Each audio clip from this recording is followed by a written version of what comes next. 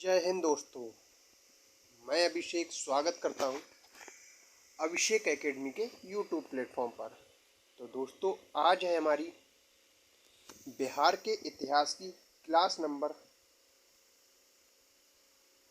6, जिसमें हम बीपीएससी द्वारा पूछे गए प्रीवियस ईयर क्वेश्चनों को रिवाइज कर रहे हैं और इसकी व्याख्या भी साथ में कर रहे हैं, जिससे हमारी आगामी बीपीएससी परीक्षा के लिए तैयारी और बेहतर से हो सके। तो आइए अपनी क्लास को आगे बढ़ाते हैं। हमने दोस्तों 150 प्रश्नों तक अपना रिवाइज कर चुके थे, तो आज हम शुरुआत करते हैं प्रश्न नंबर 151 के साथ। हमारा 151वां प्रश्न कहता है, स्वतंत्रता पूर्वक बिहार में बड़े जमींदारों की राजनीतिक शक्ति बचाने का माध्यम क्या था? तो इसका सही जवाब हो जाता है उनकी आर्थिक स्थिति को। स्वतंत्रता पूर्व बिहार में बड़े जमींदारों को अपनी राजनीतिक शक्ति बचाने के लिए अपनी आर्थिक स्थिति को बहाल करना अति आवश्यक था। 70 साल की उम्र में जमींदार कुंवर सिंह को अंग्रेजों ने दिवालियेपन की कगार पर पहुंचा दिया था, इसलिए वह भीतर ही भीतर अंग्रेजों के दुश्मन बन गए थे। अंग्रेजों ने उनकी सारी संपत्ति छीन ली थी। यही हाल लगभग सभी जमींदारों का था। उन जमींदारों ने इसके लिए खुद कोई विद्रोह की योजना नहीं बनाई, परंतु जब मई 1857 ईस्वी में विद्रोह का बिगुल बजा तो वे अपनी आर्थिक स्थिति पुनः बहाल करवाने के उद्देश्य से विद्रोह में शामिल हो गए। बिहार का प्रांतीय किसान सभा का गठन किस सन में हुआ था? तो इसका सही जवाब हो जाता है ऑप्शन सी, मार्च 1929 में। स्वामी सहजानंद ने मार्च 1929 में बिहार प्रांतीय सभा की स्थापना की। श्री कृष्ण सिन्हा इसके प्रथम सचिव थे। 1927 में स्वामी सहजानंद ने भूमिहार ब्राह्मणों को संगठित करने हेतु पटना के समीप बेहटा में एक आश्रम की स्थापना भी की थी। स्वतंत्रता पूर्वक बिहार में समाजवादी विचारधारा के प्रसार का श्रेय जाता है। इसका सही जवाब हो जाता है ऑप्शन सी, कांग्रेस कार्यकर्ताओं की क्रांतिकारी यात्रा को।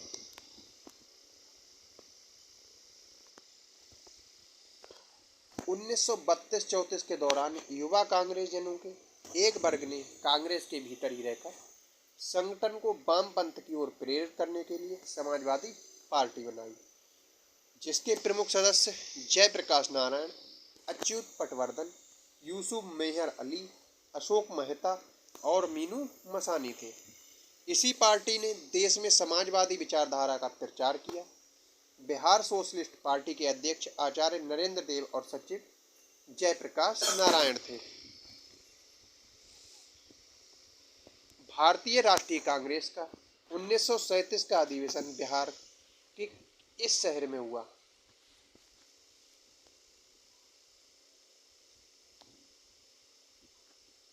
तो इसमें दिए हुए सभी ऑप्शन गलत है, क्योंकि भारतीय राष्ट्रीय कांग्रेस का 1937 का अधिवेशन फैजपुर महाराष्ट्र में हुआ था। भारतीय राष्ट्रीय कांग्रेस का 1937 में 50वां अधिवेशन फैजपुर महाराष्ट्र में हुआ था, जिसकी अध्यक्षता पंडित जवाहरलाल नेहरू द्वारा की गई थी। इस अधिवेशन में नेहरू ने पहली बार वैज्ञानिक एवं आर्थिक अर्थ में साम्यवाद की व्याख्या की थी। सन 1930 में कांग्रेस का सविनय अवज्ञा आंदोलन इतना सफल हुआ कि निम्नलिखित शहरों में से एक में अंग्रेजी राज्य की चिन्ह कई महीनों तक गायब हो गए थे। इसका सही जवाब हो जाता है ऑप्शन सी, बड़ाही। सविनय अवज्ञा आंदोलन वर्ष 1930 के दौरान बिहार के बड़ही शहर में आंदोलनकारियों का कब्जा हो जाने से वहां कई महीनों तक ब्रिटिश राज्य का नियंत्रण समाप्त हो गया। चीनी यात्री हेनसांग ने किस विश्वविद्यालय में अध्ययन किया था? तो इसका सही जवाब हो जाता है ऑप्शन डी, नालंदा विश्वविद्यालय में। चीनी यात्री हेनसांग ने 6 वर्ष तक नालंदा विश्वविद्यालय में अध्ययन किया था। नालंदा विश्वविद्यालय बिहार के राजगीर में स्थित है। इसकी स्थापना कुमारगुप्त ने कराई थी। संसद द्वारा इसे राष्ट्रीय महत्व का संस्थान घोषित किया गया है। विक्रमशिला आधुनिक भागलपुर बिहार से 24 मील दूर पत्थरघाट नामक पहाड़ी पर स्थित है। इसकी स्थापना पाल नरेश धर्मपाल ने की थी। तृतीय बौद्ध संगीति कहाँ आयोजित हुई? तो इसका सही जवाब हो जाता है ऑप्शन बी, पाटलिपुत्र में। हमारी परीक्षा में बौद्ध संगीति से एक प्रश्न जरूर बनेगा, इसीलिए इसकी बौद्ध संगीति हमारे लिए बहुत इंपॉर्टेंट हो जाती है। प्रथम बौद्ध संगीति 483 ईसा पूर्व। अध्यक्ष कौन थे? महाकश्यप। और इसकी शासनकाल था अजातशत्रु का और स्थान राजगृह में। द्वितीय बौद्ध संगीति 383 ईसा पूर्व। इसके अध्यक्ष थे सवाकामी और शासनकाल था कालाशोक का और किस जगह हुई? वैशाली में। तृतीय बौद्ध संगीति 247 ईसा पूर्व होती है और इसके अध्यक्ष थे मोगलीपुत्र तिस्य। शासक थे अशोक और स्थान था पाटलिपुत्र जो कि वर्तमान पटना है। और चतुर्थ बौद्ध संगीति प्रथम शताब्दी में हुई थी और इसके अध्यक्ष थे वसुमित्र। किसके शासनकाल में? तो कनिष्क के और स्थान कुंडलवन कश्मीर।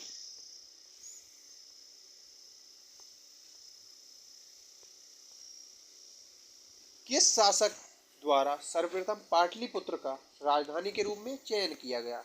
तो इसका सही जवाब हो जाता है ऑप्शन सी, उदयन द्वारा। महावंश के अनुसार अजातशत्रु के उत्तराधिकारी उदयन भद्र तथा उदयन ने 460 ईसा पूर्व से 444 ईसा पूर्व तक शासन किया। पाटलिपुत्र नगर की स्थापना की। मगध की राजधानी राजगृह से पाटलिपुत्र उदयन ने ही स्थानांतरित की क्योंकि यह नगर 3 दिशाओं से नदियों से घिरा हुआ था। जयप्रकाश नारायण किस पार्टी से संबंधित थे? तो इसका सही जवाब हो जाता है option C, Samajwadi Party. Jayaprakash Narayan Congress Samajwadi Party थे। कांग्रेस से संबंधित थे गोपाल कृष्ण गोखले, लोकमान्य तिलक, सुरेंद्रनाथ बनर्जी, महात्मा गांधी, JL नेहरू, सुभाष चंद्र बोस आदि। साम्यवादियों में प्रमुख मानवीय नाथ राय थे। किसान सभा से संबंधित थे जवाहरलाल नेहरू, इंदुलाल याग्निक और मदन मोहन मालवीय। निम्नलिखित में से किस अखबार का प्रकाशन पटना से होता था? उसका सही जवाब हो जाता है ऑप्शन है, इंडियन नेशन का। 1931 ईस्वी में महाराज कामेश्वर सिंह ने दी इंडियन नेशन पत्र की स्थापना की जो पटना से प्रकाशित होता था। पंजाब केसरी लाला लाजपत राय का पत्र था जो पंजाब से प्रकाशित होता था। डॉन का प्रकाशन कराची से किया जाता था और प्रभाकर एक साहित्यिक पत्र था। जगत नारायण लाल को किस जेल में भेजा गया? तो इसका सही जवाब हो जाता है ऑप्शन डी, हजारीबाग जेल में। जगत नारायण लाल बिहार में कांग्रेस के सबसे प्रमुख नेताओं में से एक थे तथा स्वतंत्रता संग्राम के दौरान लगभग 10 वर्ष कारावास में रहे थे। 13 सितंबर 1942 को बख्तियारपुर के बिरगुमलगी गांव में नाव द्वारा पुनपुन नदी पार करते समय उन्हें गिरफ्तार कर लिया गया तथा 3 साल की कारावास की सजा दी गई। उन्हें हजारीबाग जेल में भेज दिया गया जहां 1944 में वे रिहा हुए। कुंवर सिंह ने 1857 के विद्रोह का नेतृत्व किस प्रांत से किया था? तो इसका सही जवाब हो जाता है ऑप्शन सी, बिहार से। जगदीशपुर के राजपूत सरदार कुंवर सिंह ने 1857 के विद्रोह का नेतृत्व बिहार प्रांत से किया था। ज्ञातव्य है कि वे बोर्ड ऑफ रेवेन्यू द्वारा अपनी जमींदारी से वंचित किए जाने से असंतुष्ट थे। अशोक के शासनकाल में बौद्ध सभा किस नगर में आयोजित हुई? तो इसका सही जवाब हो जाता है ऑप्शन बी, पाटलिपुत्र में। मौर्य सम्राट अशोक के शासनकाल में 247 ईसा पूर्व तृतीय बौद्ध संगीति पाटलिपुत्र में आयोजित हुई थी। तृतीय बहुसंगीति के अध्यक्ष मोगलीपुत्र तिस्य थे। इस संगीति में अभिधम पिटक की रचना हुई थी। बोध गया में महाबोधि मंदिर बनाया गया, जहां इसका सही जवाब हो जाता है ऑप्शन बी, गौतम बुद्ध को ज्ञान प्राप्त हुआ। गौतम बुद्ध को 35 वर्ष की आयु में गया के बोध गया नामक स्थान पर पीपल के वृक्ष के नीचे समाधिस्थ अवस्था में 8वें दिन ज्ञान की प्राप्ति हुई और महात्मा बुद्ध कहलाए। यहीं पर महाबोधि मंदिर बनाया गया है। बोध गया धर्मावलंबियों के लिए मक्का कहलाता है। महाबोधि मंदिर परिसर बोध गया को वर्ष 2002 में विश्व विरासत स्थल घोषित किया गया। हर्यक नरेश बिंबिसार की राजधानी थी। तो इसका सही जवाब हो जाता है ऑप्शन सी, गिरिब्रज या राजगृह में। मगध साम्राज्य के वास्तविक संस्थापक बिंबिसार ने हर्यक वंश की स्थापना की थी। उन्होंने गिरिब्रज को अपनी राजधानी बनाया था। बिंबिसार महात्मा बुद्ध का मित्र और संरक्षक था। विनय पिटक के अनुसार बुद्ध से मिलने के पश्चात बौद्ध धर्म को ग्रहण कर लिया, लेकिन जैन धर्म और हिंदू धर्म के प्रति सहिष्णु था। बिंबिसार ने लगभग 52 वर्षों तक शासन किया। भारत में प्रथम सिक्के कहां से लाए गए? तो इसका सही जवाब हो जाए ऑप्शन डी, बिहार व पूर्वी उत्तर प्रदेश से। भारत में सिक्कों का निर्माण 6वीं शताब्दी ईसा पूर्व में हो चुका था। इन सिक्कों को उनकी निर्माण तकनीक के कारण पंचमार्क कहा जाता है। यह अधिकतर चांदी के हैं एवं इन पर कई प्रतीक बने हुए थे। प्रारंभ में मुख्यतः तांबे तथा चांदी के सिक्कों का निर्माण हुआ। भारत में प्रथम सिक्के बिहार व पूर्वी उत्तर प्रदेश में चलाए गए थे। 19वीं शताब्दी में ईस्ट इंडिया कंपनी ने भारत में एक समान मुद्रा का प्रचलन किया। मौर्य राज्य के संस्थापक कौन थे? तो इसका सही जवाब हो जाता है ऑप्शन बी, चंद्रगुप्त मौर्य। मौर्य वंश का संस्थापक चंद्रगुप्त मौर्य था, जो 322 ईसा पूर्व मगध की गद्दी पर बैठा था। वह जैन धर्म का अनुयायी था। इसने 305 ईसा पूर्व में सिकंदर के सेनापति सेल्यूकस निकेटर को हराया था। चंद्रगुप्त मौर्य का साम्राज्य उत्तर पश्चिम में ईरान, फारस से लेकर पूर्व में बंगाल तक, उत्तर में कश्मीर से लेकर दक्षिण में उत्तरी कर्नाटक फैला हुआ था। बंगाल पर चंद्रगुप्त मौर्य की विजय के बारे में जानकारी महास्थान अभिलेख से मिलती है। इसकी दक्षिण भारत के विजय के विषय में जानकारी तमिल ग्रंथ अहनानूर एवं मुरनानूर से तथा अशोक के अभिलेख से मिलती है। बिरसा मुंडा किसके पक्ष में थे? तो इसका सही जवाब हो जाता है ऑप्शन ए, झारखंड के। बिरसा मुंडा झारखंड के पक्षधर थे। बिरसा मुंडा का जन्म 15 नवंबर 1875 को छोटा नागपुर में हुआ था। ये मुंडा जनजाति के थे। झारखंड का गठन बिरसा मुंडा की जयंती पर 15 नवंबर 2000 को हुआ था।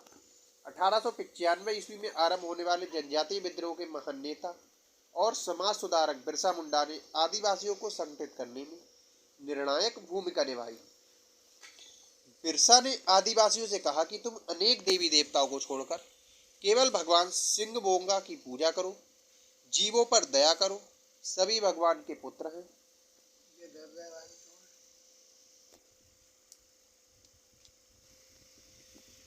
और कहा था शिकार मत करो, मछली खाना शराब पीना छोड़ दो, रोगियों की सेवा करो। उन्होंने ब्रिटिश सत्ता का प्रबल विरोध किया था। ब्रिटिश शासन के दौरान बिहार को एक अलग प्रांत का दर्जा किस वर्ष प्राप्त हुआ? तो इसका सही जवाब हो जाता है ऑप्शन बी, 1912 में। 1 अप्रैल 1912 को बिहार और उड़ीसा को मिलाकर एक प्रांत बनाया गया, जिसकी राजधानी पटना थी। 1 अप्रैल 1936 को बिहार से उड़ीसा को भी अलग कर दिया गया। कांग्रेस सोशलिस्ट पार्टी की पहली बैठक हुई। तो इसका सही जवाब हो जाता है ऑप्शन सी, पटना में। कांग्रेस सोशलिस्ट पार्टी की स्थापना 17 मई 1934 को पटना में हुई। इसके अध्यक्ष आचार्य नरेंद्र देव तथा जयप्रकाश नारायण थे। इसकी पहली बैठक पटना में हुई थी।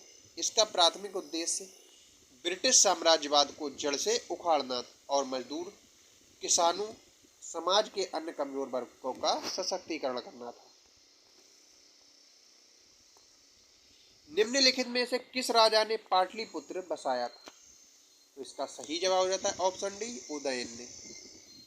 अजातशत्रु के उत्तराधिकारी उदयन ने गंगा एवं सोन नदी के संगम पर पाटलिपुत्र नामक स्थान पर अपनी राजधानी को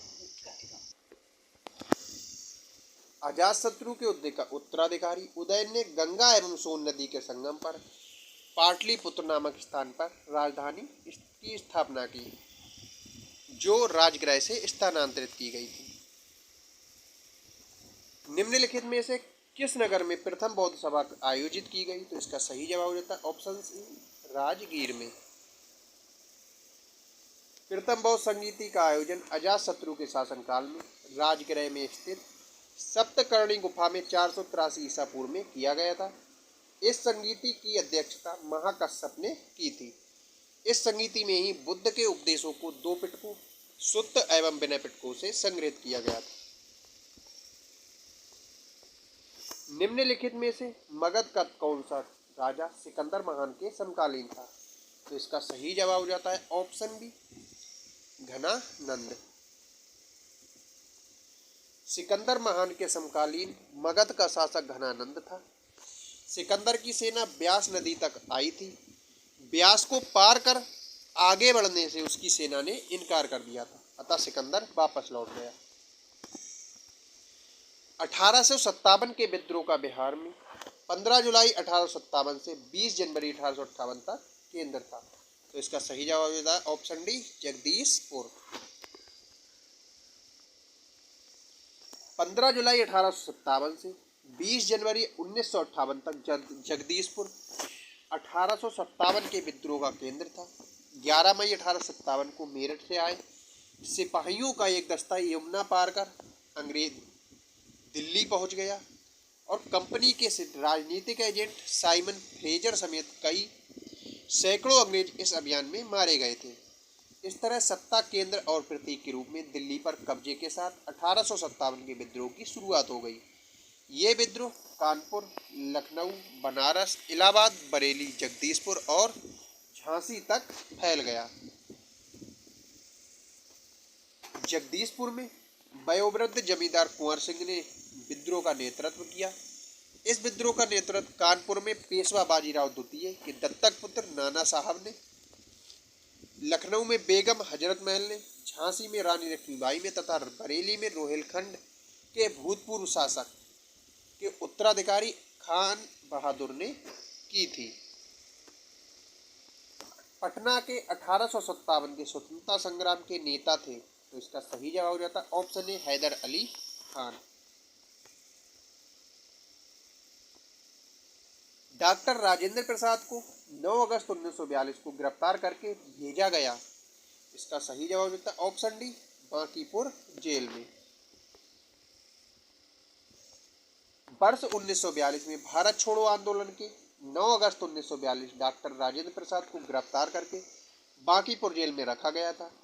डॉक्टर राजेंद्र प्रसाद संविधान सभा के स्थायी अध्यक्ष थे। ये भारत के पहले राष्ट्रपति थे। डॉक्टर राजेंद्र प्रसाद को भारत के सर्वोच्च भारत रत्न से सम्मानित किया गया था। हो मुंडा विद्रोह हुआ था। तो इसका सही जवाब था ऑप्शन सी, 1820-21 के दौरान। अनेक आर्थिक कारणों से छोटा नागपुर तथा सिंहभूमि जिले के हो तथा मुंडा लोगों ने अब कंपनी के विरुद्ध 1820-21 के दौरान विद्रोह कर दिया। पुनः इन्होंने 1831 में कंपनी की सेना से टक्कर ली और अंततः 1832 तक ये विद्रोह समाप्त हो गया। महात्मा गांधी तथा उनके सहयोगियों की 1942 में हुई धरपकड़ से बिहार में दंगे हुए। इसमें रेल सेवा पूर्ण रूप से ठप हो गई। उसमें अधिकतम प्रभावित जिला था। तो इसका सही जवाब था ऑप्शन सी, पटना। महात्मा गांधी द्वारा वर्ष 1942 में शुरू किया गया भारत छोड़ो आंदोलन बिहार में भी अपनी चरम सीमा पर था। आंदोलन का पटना में सर्वाधिक प्रभाव पड़ा। यहाँ रेलगाड़ियों को रोका गया, पटरियों को उखाड़ फेंका गया। पटना के अलावा ये गया, भागलपुर, सारण, पूर्णिया, शाहाबाद और मुजफ्फरपुर तथा चंपारण में फैल गया था। विक्रमशिला शिक्षा केंद्र के संस्थापक का नाम था, तो इसका सही जवाब था ऑप्शन बी, धर्मपाल। बिहार प्रांत के भागलपुर जिले में स्थित विक्रमशिला नालंदा के ही एक अंतर्राष्ट्रीय शिक्षा का केंद्र रहा है। विक्रमशिला के महाविहार की स्थापना पाल नरेश धर्मपाल ने करवाई थी। उसने यहाँ मंदिर तथा मठ बनवाए और उदारता पूर्वक अनुदान किया। धर्मपाल के उत्तराधिकारियों ने 13वीं सदी तक इसे राजकीय संरक्षण प्रदान किया और परिणाम स्वरूप विक्रमशिला लगभग 4 शताब्दियों से भी अधिक समय तक अंतर्राष्ट्रीय विश्वविद्यालय बना रहा। और आज की क्लास का हमारा अंतिम प्रश्न है, 1908 के छोटा नागपुर कास्ट अधिनियम ने रोक लगाई, तो इसका सही जवाब था ऑप्शन सी, बैट बेगारी पर। बिरसा मुंडा आंदोलन के पश्चात वर्ष 1908 ईस्वी में छोटा नागपुर काश्तदारी अधिनियम द्वारा बैठ बेगार प्रथा पर रोक लगाई गई। आदिवासियों को खूटी कट्टी भूमि व्यवस्था को मान्यता प्रदान की गई। तो आई होप आपको क्लास अच्छी लगी होगी और कल हम बिहार के इतिहास की संपूर्ण क्लास कंप्लीट कर लेंगे। क्लास अच्छी लगी हो तो वीडियो को लाइक और चैनल पर नए हैं तो चैनल को सब्सक्राइब अवश्य कर लें। और फिर हम बिहार के भूगोल के बारे में अध्ययन करेंगे। मिलते हैं कल नई क्लास। Tata, bye bye.